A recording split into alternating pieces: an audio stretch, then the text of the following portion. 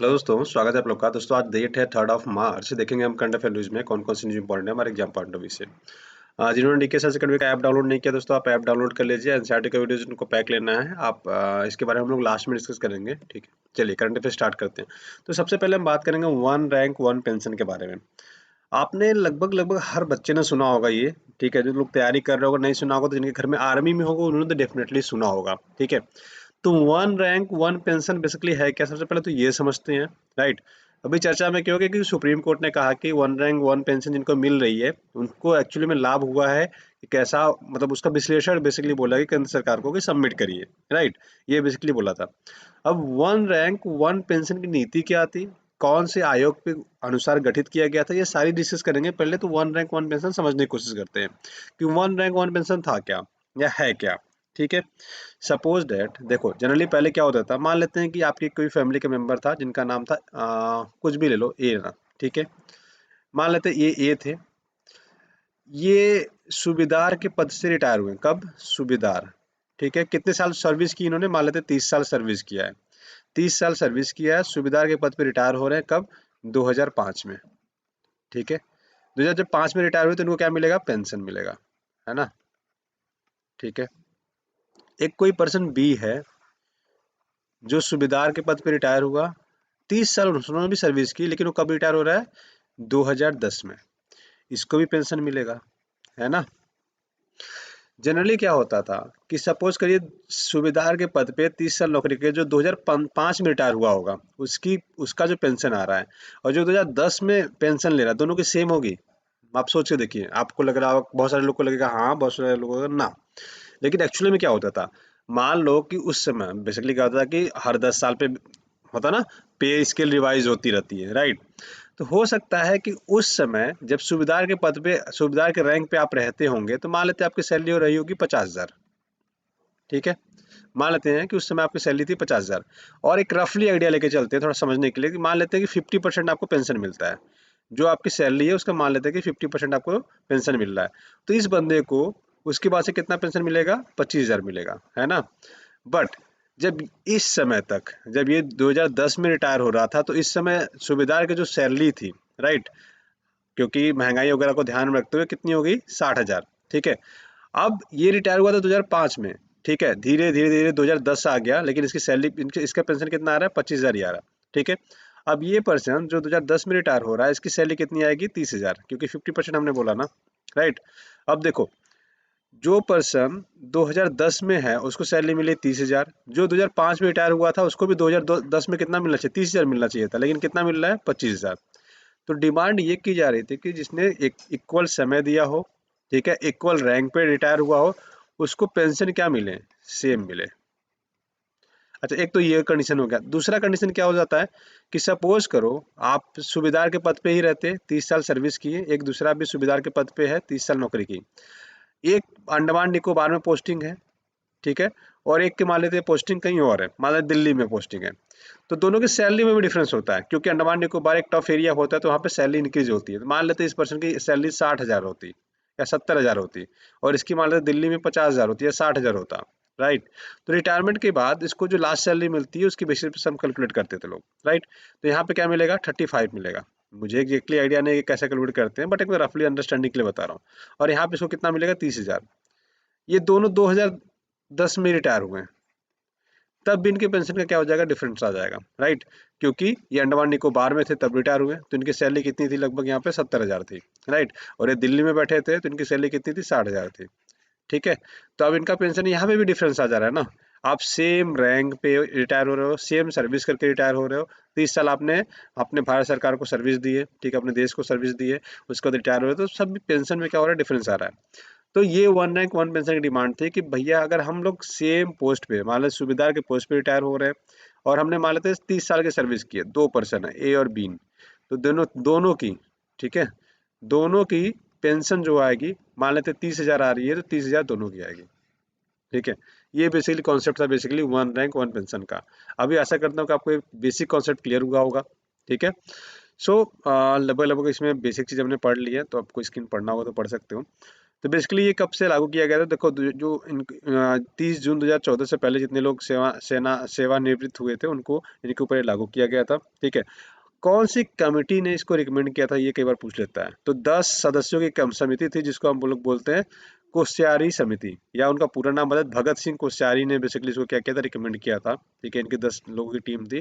तो कई बार ये पूछ लेगा कि 1 रैंक 1 पेंशन के लिए कौन सी समिति ने सिफारिश की थी? तो याद रखिएगा कोश्यारी समिति ने बेसिकली क्या किया था, सिफारिश की थी।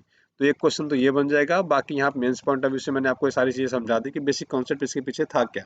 अगर नहीं समझ में आया होगा वीडियो को बाद में जाकर पीछे करके देख सकते हैं आप। ठीक है, बहुत बेसिक तरीके से मैंने बताया है, आशा करता हूँ क्लियर हो गया होगा। एक टाइम पे रिटायर हो रहे हैं, सेम रैंक सेम एज पे, मतलब सेम एज तो नहीं मैटर करता था, सेम रैंक पे और सेम सर्विस दिया है आपने, मतलब 20 साल नौकरी की है या 30 साल नौकरी की है, तो आपको पेंशन सेम मिलना चाहिए। इवन आपने अलग अलग अलग ईयर में भी रिटायरमेंट लिए तब भी आपको पेंशन सेम मिलना चाहिए, बेसिकली ये था। ठीक है, गोला बारूद की आरएफआईडी टैगिंग के बारे में दोस्तों बात की जा रही है, रेडियो फ्रीक्वेंसी आइडेंटिफिकेशन के बारे में बात कर रहे हैं। इसमें होता क्या है, जैसे आपने फास्टैग सुना होगा, ऑलमोस्ट सबने सुना होगा, जो कार के ऊपर बेसिकली हम लोग लगाते हैं। आप जब टोल पे जाते हो तो आज के टाइम पे आपको टोल टैक्स नहीं देना पड़ता है। टोल टैक्स आपको कैसे कट जाता है, अगर कार है आपके पास तो कंपलसरी हो गया है, आप अपने ऊपर कार के ऊपर एक आरएफआईडी टैग लगाएंगे। जनरली लोग पेटीएम का लगाते हैं, आईसीआईसी, हम तो हर बैंक प्रोवाइड कराता है, राइट। सो आप उसका टैग लगा लीजिए, ऑटोमेटिक आपके अकाउंट से पैसे कट जाएंगे, आपके बैंक से लिंक रहेंगे, और वो पेटीएम में तो वॉलेट में पैसे रखने पड़ते हैं, राइट। तो बेसिकली आपके अकाउंट से पैसे कट जाते हैं, और आपको टोल टोल जो टोल होते हैं ना, टोल प्लाजा वगैरह जो होते हैं, वहाँ पे आपको रुकना नहीं पड़ता है, आप अपनी स्पीड से निकल सकते हैं। और ये मशीन यहाँ पे लगी होती है, आरएफआईडी टैगिंग मशीन, वो यहाँ से स्कैन कर लेता है ऑटोमेटिक, और आपके अकाउंट से पैसे डिटेक्ट हो जाते हैं, और अपने आप को जो आप डंडा सा रहता है ना, जो बैरियर रहता है, वो बैरियर अपने आप ऊपर उड़ जाता है। ठीक है, ये बेसिकली इसमें ऐसे काम करता है। ठीक है, अब आरएफआईडी टैगिंग हम अपने गोला बारूद के क्यों कर रहे हैं? देखो, आने वाला जो समय है ना, बेसिकली सारा बिजनेस मॉडल ही आरएफआईडी टैगिंग पे होने वाला है। सपोज करो आपने अपना लैपटॉप या टैबलेट उठाया, ठीक है, उसको आरएफआईडी टैगिंग कर रखी है, राइट, आपने टैग कर रखा है। आप कहीं रख के भूल गए, आप रख रहे थे, आपने आरएफआईडी टैगिंग की, मान लेते हैं कि 4 रूम था आपके यहाँ। ठीक है, आप रखते समय यहाँ पे आपने स्कैन किया कि मैंने रूम नंबर 4 में रख के उसको बंद कर दिया। ठीक है, अब आप चले गए कहीं घूमने, 2 साल 3 साल बाद आए, आपको याद ही नहीं है कि मैंने इस वाले रूम में रखा था कि इस वाले में रखा था कि इस वाले में रखा था कि इस वाले में रखा था। लेकिन आरएफआईडी टैग आपका स्कैन किया रहेगा, आपको ये बता देगा कि आपने किस रूम में रखा है। ये आईओटी का बेसिकली कॉन्सेप्ट हो जाता है यहाँ पे, इंटरनेट ऑफ थिंग का कॉन्सेप्ट आगे चल के डेवलप होगा। ठीक है, तो बहुत सारी इसमें पॉसिबिलिटीज हो जाती हैं, किसका, आरएफआईडी टैगिंग का। तो बेसिकली ये सारी चीज जितनी टेक्नोलॉजी है ना, सीसीटीवी से लेके हर चीज से लेके, इवन आप देखोगे जब आप मॉल वगैरह में जाते हो, ठीक है, तो वो प्रोडक्ट को स्कैन करते हैं, तो बेसिकली वो आरएफआईडी पे ही बेस्ड होता है। ठीक है, वो आरएफआईडी टेक्निक पे ही बेस्ड होता है, राइट। तो आरएफआईडी टेक्निक क्या करता है, जितनी बारकोड जैसे स्कैन होते हैं ना, वो सारा आरएफआईडी टेक्निक पे ही होता है। तो आने वाले टाइम में हम हर चीज को बार आरएफआईडी के थ्रू लिंक कर सकते हैं। वॉशिंग मशीन खरीदने जा रहे हैं, उसका स्कैन करोगे, आपको एमआरपी वगैरह लिखा नहीं मिलेगा, आपको क्या करेगा, आरएफआईडी टैग मिलेगा, उसको स्कैन करिए, सारी डिटेल्स इसकी आ जाएगी, कब बना था, कब एक्सपायरी है, कब क्या है, कोई भी प्रोडक्ट आप खरीद रहे हैं कब एक्सपायरी है, उसका टैग स्कैन करिए, एक ऐप मिलेगा, ऐप से आप आरएफआईडी टैग स्कैन करिए, उसके बारे में टोटल डिटेल मिल जाएगी। इवन आपके घर में जो प्रोडक्ट आता है, इवन मोबाइल जो मंगाते हो, अगर उसके पीछे आरएफआईडी है, राइट, उस आरएफआईडी को आप एक ऐप, मतलब आरएफआईडी ऐप्स आते हैं स्कैन करने के लिए, उसको डाउनलोड करिए प्ले स्टोर से, उससे स्कैन करिए, आपको सारी डिटेल मिल जाती है। जनरली ये सब सारी चीजें हम लोग नहीं करते हैं, राइट। जितने प्रोडक्ट आते हैं उसके नीचे भी बारकोड रहते हैं, राइट, उस बारकोड को आप स्कैन करिए अपने ऐप से, आपको उस प्रोडक्ट के बारे में टोटल डिटेल मिल जाएगी, आपको अलग से देखना नहीं पड़ेगा कितनी एमआरपी है, क्या प्राइस है, कैसे है, कुछ भी नहीं, कब मैन्युफैक्चर हुआ, कहाँ मैन्युफैक्चर हुआ, सारी डिटेल्स मिल जाती है वहाँ पे। ठीक है, तो ये बेसिकली कॉन्सेप्ट है एक आरएफआईडी टैगिंग के बारे में। ठीक है, तो बेसिकली हम लोग गोला बारूद की टैगिंग क्यों कर रहे हैं? अगर गोला बारूद की टैगिंग हम लोग कर रहे हैं तो इससे हमें कई फायदे हैं। जैसे पहला फायदा ये हो जाएगा कि कौन कौन सा गोला बारूद कहाँ कहाँ पे हमारा है। ठीक है, तो हमें ट्रैक करना इस आसान हो जाएगा। अभी क्या होता है, हम मैनुअली सारी चीजें करते हैं, राइट। अगर हम आरएफआईडी टैग करके रखेंगे तो हमें पता लगेगा कि हमारा गोला बारूद कौन से राज्य में, कौन से जिले पे, कौन से बॉर्डर पे, कहाँ पे कितना कितना रखा हुआ है। दूसरा, अगर एक जगह से दूसरी जगह हमें ले जाना है तो हमने यहाँ स्कैन किया था तो हमें पता था कि ये वाला बारूद यहाँ पे है, मान लेते हैं ये पंजाब था, ठीक है, पीबीए मान ले। फिर यहाँ से हम जम्मू कश्मीर ले जा रहे हैं गोला बारूद, अपने गोल मतलब बारूद को वगैरह को, ठीक है, स्टॉक को यहाँ से जम्मू कश्मीर ले जा रहे हैं। अब यहाँ से हम ले जाके जम्मू कश्मीर में क्या कर देंगे, हम स्कैन कर देंगे। ठीक है, तो हमें यहाँ पे ऑटोमेटिक पता चल जाएगा कि ये सारा कहाँ से आ रहा है, पंजाब से आ रहा है। ठीक है, लेकिन इस कहाँ बना था, मान लेते हैं ये बना होगा कहीं, मान लेते हैं यूपी में बना। ठीक है, तो ये मान लेते गोला बारूद मैन्युफैक्चर यूपी में हमने किया था, हम ले गए थे पंजाब में, पंजाब से हम कहाँ ले गए, जम्मू कश्मीर। तो एक RFID टैग आप स्कैन करोगे यहाँ से और ये बता देगा कि ये मैन्युफैक्चर यूपी में हुआ था, कुछ 5 साल तक पंजाब में था, अभी रिसेंटली जम्मू कश्मीर में आया है। तो आप उसके बारे में पूरा डिटेल आप एक झटके में स्कैन करके टैगिंग कर पाओगे। जनरली के वाले क्या होता था, मैनुअली हम लोग रजिस्टर पे चढ़ाते थे, ये यहाँ से गया है, फिर ये यहाँ से गया है, फिर यहाँ से गया है। इवन हम लोग क्या करते दोस्तों, बेसिकली अगर ऑनलाइन भी मेंटेन करें तो हैकिंग वगैरह का खतरा है, राइट। तो अभी RFID में सिक्योरिटी वाली चीजें भी हैं, बट उसमें हैकिंग के थोड़े चांसेस कम होते हैं, ठीक है। बट वो कभी अगर इशू होता है, मुद्दा आता है, तो उसके बारे में अलग से डिस्कस करेंगे, बहुत ही ज्यादा मेंस पॉइंट ऑफ व्यू से हो जाएगा, ठीक है। तो इतनी बेसिक चीजें याद रखिएगा जो प्री मेंस आपको दोनों एग्जाम पॉइंट से इंपॉर्टेंट हो जाता है, ठीक है। अभी चंडीगढ़ ने क्या कहा, चंडीगढ़ ने कहा कि हमें राज्यसभा में सीटें चाहिए, ठीक है। अब जिनको नहीं पता होगा, आपको पता मैं बता देता हूँ कि एक हमारा संसद है, ठीक है। संसद में 2 सदन होते हैं, एक को बोलते हैं लोकसभा, ठीक है। क्या बोलते हैं, एक को बोलते हैं लोकसभा, एक को बोलते हैं राज्यसभा, ठीक है। तो राज्यसभा मतलब बेसिकली जो हमारे देश के PM है, राइट।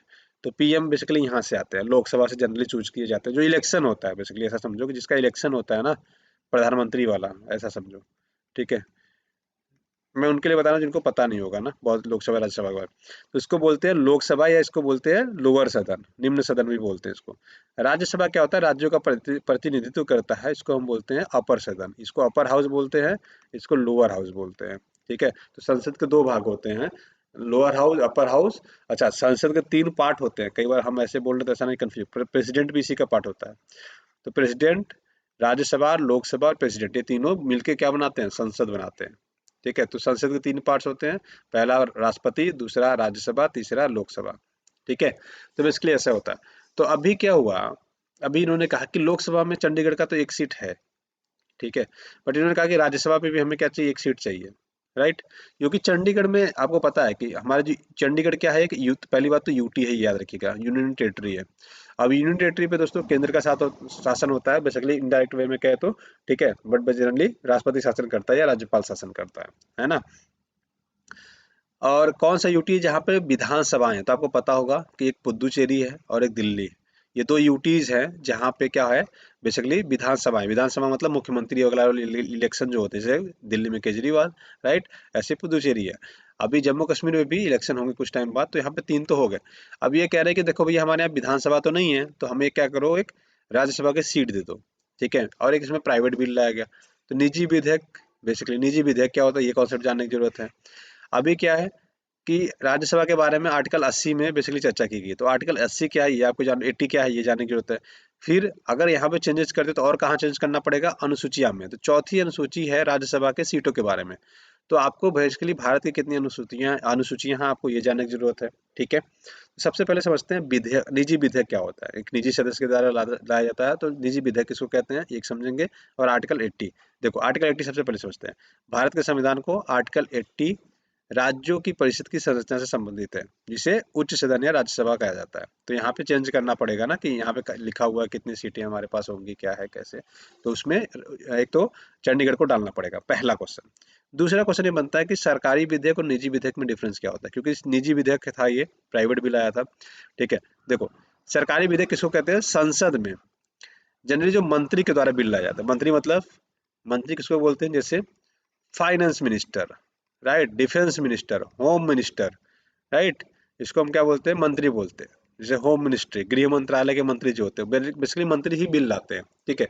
बट मंत्रियों के अलावा भी कई बार होता है कि बिल लाते हैं, जैसे राहुल गांधी है, राहुल गांधी कोई बिल लेके आ जाए, तो उसको क्या बोलेंगे, राहुल गांधी मंत्री नहीं है, राहुल गांधी सांसद जरूर है। सांसद के सदस्य ही बिल लाते हैं, बट जो मंत्री नहीं हो उसको बोलते हैं निजी विधेयक। जैसे राहुल गांधी अगर मंत्री नहीं है, अगर वो बिल लाते हैं, मान लेते ही बिल राहुल गांधी लाते हैं, इधर मान लेते हैं कि मंत्री अमित शाह है, ठीक है। तो अमित शाह कोई बिल लाएंगे तो वो सरकारी बिल होगा। लेकिन अगर राहुल गांधी कोई बिल लाएंगे, ठीक है, तो वो क्या होगा, प्राइवेट बिल होगा। इवन भाजपा का ही कोई सदस्य अगर बिल लाएगा, लेकिन वो मंत्री नहीं है, तब भी वो प्राइवेट, निजी बिल ही हो जाएगा, प्राइवेट बिल हो जाता है। तो बेसिकली उसको बोलते हैं निजी बिल। जनरली क्या होता है, निजी बिल विपक्ष के लोग लाते हैं, या विपक्ष के लोग इसलिए लाते हैं कि अपनी नीतियाँ, अपना प्रोग्राम बताते हैं कि हम ऐसा करना चाह रहे हैं, प्लीज़ ऐसा करिए। बट जनरली ये पास नहीं होता, निजी विधेयक पास नहीं होता है, क्योंकि निजी विधेयक पास करने का मतलब बेसिकली हो जाता है कि सरकार ढंग से काम नहीं कर पा रही है, क्योंकि प्राइवेट लोग अपना बिल ला रहे हैं। बेसिकली जो विधायक हैं, बेसिकली वो लोग अपना क्या, जो सांसद हैं, वो अलग से बिल लेके आ रहे हैं, क्योंकि हमारे मंत्री लोग बिल नहीं बना पा रहे हैं। अच्छा, राइट। तो एक तरह से निंदा होती है, इसलिए ये लोग पास करने नहीं देते हैं। अगर करना भी होता तो इस निजी विधेयक को ये लोग फिर अपने मंत्रालय में भेज देते हैं। मंत्र जो उसका जो उससे संबंधित मंत्रालय रहता है, बेसिकली क्या करता है, उस बिल को सारा प्रोसेस करता है। बहुत कॉम्प्लिकेटेड हो रहा है, सिंपल रखते हैं, ठीक है। कभी इसको डिस्कस करेंगे, राज्यसभा सीटों के बारे में ना एक अलग से वीडियो ही करते हैं, तो आपके लिए ज़्यादा आसान हो जाएगा। जनरली मैं एकदम लेहमे लैंग्वेज में बताने की कोशिश करता हूँ। कोई मंत्री है, वो बिल लाएगा तो सरकारी कहलाएगा, ठीक है। कोई सांसद है जो मंत्री नहीं है, जिसे राहुल गांधी रख लेते हैं, आपको समझ में आएगा, कोई मंत्री नहीं है वो भी, बस सांसद है। अगर ये कोई बिल लाते हैं तो प्राइवेट कहलाएगा, ठीक है। अब राहुल गांधी मान लेते हैं बहुत अच्छा बिल लाए थे, बट मान लेते हैं कि बीजेपी पास करना नहीं चाह रही है, तो वो लोग क्या करेंगे, इनके आइडियाज को यहाँ पे लाएंगे, और एज ए जो इनका संबंधित मंत्रालय, मान लेते हैं इन्होंने लिया है वोमेन सेफ्टी पे, ठीक है, महिला की सुरक्षा पे ला दिया, राइट। अब इनको लग रहा है ठीक है, बहुत बढ़िया है, तो ये लोग क्या करेंगे, महिला मंत्रालय जो इनका है ना, इसमें क्या करेंगे, वुमेन एंड चाइल्ड डेवलपमेंट, उसमें क्या करेंगे, इस मंत्रालय को भेज देंगे इनका ड्राफ्ट, ठीक है, जो ये बिल लेके आए रहेंगे, कि राहुल गांधी से बोलेंगे कि ठीक है, आप बहुत अच्छा लाए हैं, लेकिन हमारे मंत्रालय को प्रस्तुत करने दीजिए, आप करेंगे तो पास हम करने नहीं देंगे, इसलिए हमें कर लेने दीजिए। तो ये लोग क्या करेंगे, अपने मंत्रालय को भेजेंगे, मंत्रालय इसमें थोड़ा सा मॉडिफिकेशन वगैरह जो भी करना रहेगा करके, फिर ये लोग सांसद में, मतलब संसद में प्रस्तुत कर देंगे, ठीक है। तो बेसिकली सारा प्रोसेस होता है इसमें, यहाँ पे, राइट। और कभी संसद चलना है तो आपको जाने का भी मौका मिलता है, ठीक है। रिकमेंडेशन वगैरह पे आप जा सकते हैं घूमने वहाँ पे, ठीक है। चलिए, चंडीगढ़ द्वारा राज्यसभा की सीटों की मांग तो हमने लगभग कर ही लिया है। अब इसमें क्या करते हैं, अनुसूचियों के बारे में था। देखो, पहली अनुसूची जो है राज्य राज्य और संघ के एरिया के बारे में बताता है। दूसरी, इनके वेतन वगैरह के बारे में बताता है। तीसरा, शपथ वगैरह ओथ के बारे में बताता है। चौथा यही था, राज्यसभा में सीटों का आवंटन, तो कौन से राज्य में कितनी सीटें होंगी राज्यसभा की, बेसिकली ये बताता है। तो यहीं पे, यहाँ पे चेंजेस क्या करने पड़ेंगे, हमें करने पड़ेंगे, ठीक है। तो ये बेसिकली कही जाती है। तो आपको बेसिकली सारी अनुसूचियाँ पढ़ के रखना है। पांचवी अनुसूची अनुसूचित क्षेत्रों के बारे में, छठी अनुसूची असम, मेघालय, त्रिपुरा, मिजोरम के प्रशासन के बारे में, क्षेत्रों के प्रशासन के बारे में। सातवीं अनुसूची संघ सूची, राज्य सूची और समवर्ती सूची। संघ सूची का मतलब होता है जिसपे कानून बस केंद्र सरकार बनाती है। राज्य सूची का मतलब ये होता है कि जिसपे कानून बस राज्य बनाती है। समवर्ती का मतलब होता है जिसपे केंद्र और राज्य सरकार दोनों कानून बना सकते हैं। जनरली क्या होता है कि सरकार, केंद्र सरकार कानून सबसे पहले माना जाता है, अगर राज्य सरकार का कोई कानून है तो वो माना नहीं जाता, जनरली ऐसे होता है।